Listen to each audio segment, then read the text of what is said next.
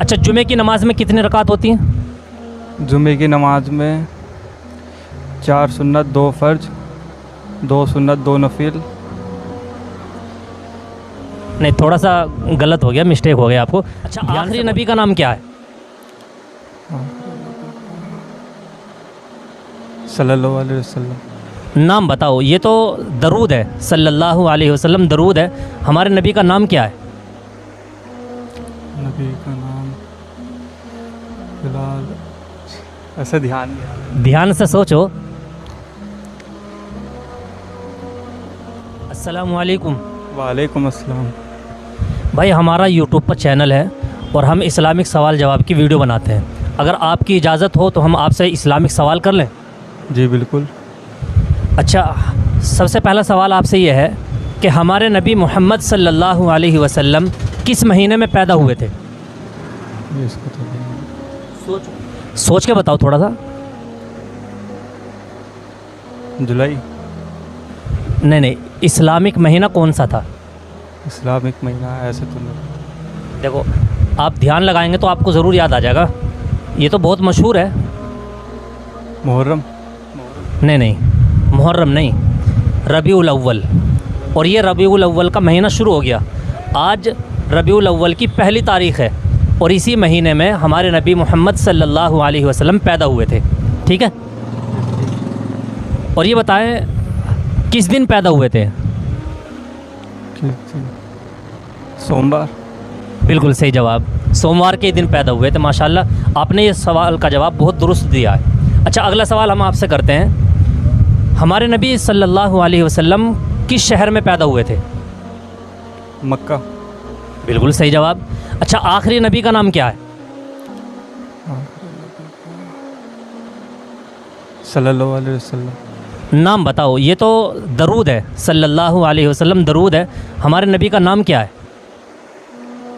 नबी का नाम फिलहाल ऐसे ध्यान नहीं आ रहा। ध्यान से सोचो।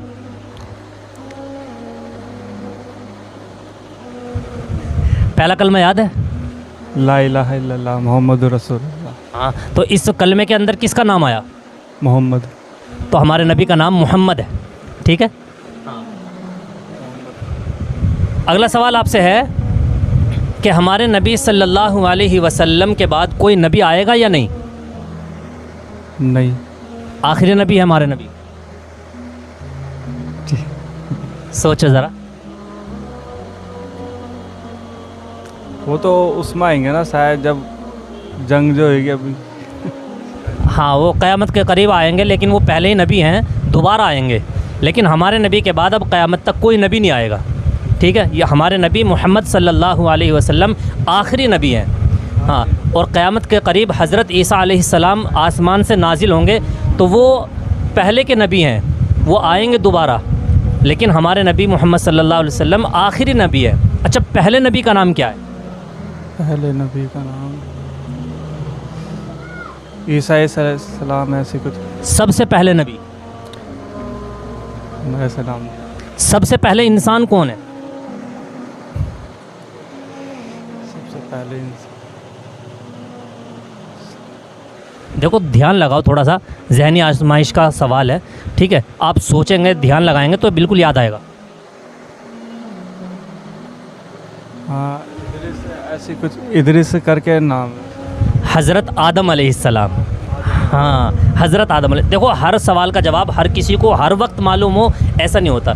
कई बार ऐसा होता है, याद तो होता है लेकिन भूल जाते हैं, है ना? पूछते वक्त एकदम ध्यान से निकल जाता है, वरना याद रहता है। हाँ।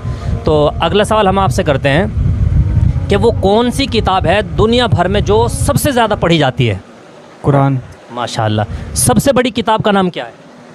कुरान। कुरान शरीफ किस नबी के ऊपर नाजिल हुआ? कुरान शरीफ मोहम्मद रसूलुल्लाह अलैहि वसल्लम। बिल्कुल भाई, ज़ोर से बोलो थोड़ा सा। मोहम्मद रसूलुल्लाह अलैहि वसल्लम। हाँ, मोहम्मद सल्लल्लाहु अलैहि वसल्लम। अच्छा, पूरे कुरान शरीफ के अंदर कितने पारे हैं? आपने कुरान तो पढ़ा होगा। ये कुरान शरीफ तो नहीं पढ़ा है, लेकिन 30 पारे होते हैं। अच्छा, 30 पारे हैं। कुरान शरीफ नहीं पढ़ा लेकिन 30 पारे हैं। हाँ, इतना तो सब जानते ही हैं, माशाल्लाह। अच्छा, पूरे कुरान शरीफ के अंदर कितने सजदे हैं ये भी मालूम है? ये नहीं मालूम होगा, क्योंकि आपने कुरान नहीं पढ़ा ना। आप कुरान ज़रूर पढ़ना। देखो कुरान अल्लाह की किताब है, कुरान के एक एक हर्फ पर 10 नेकी मिलती है ना। तो इसलिए हमें कुरान पढ़ना चाहिए। उम्र का कोई वो नहीं देखते कि भाई हमारी उम्र क्या है।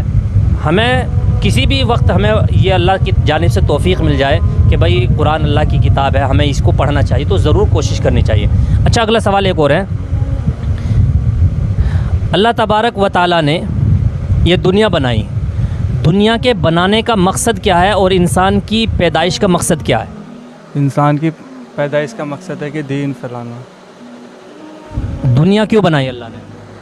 दुनिया के अंदर दुनिया किसके लिए बनाई? अपनी उम्मत के लिए।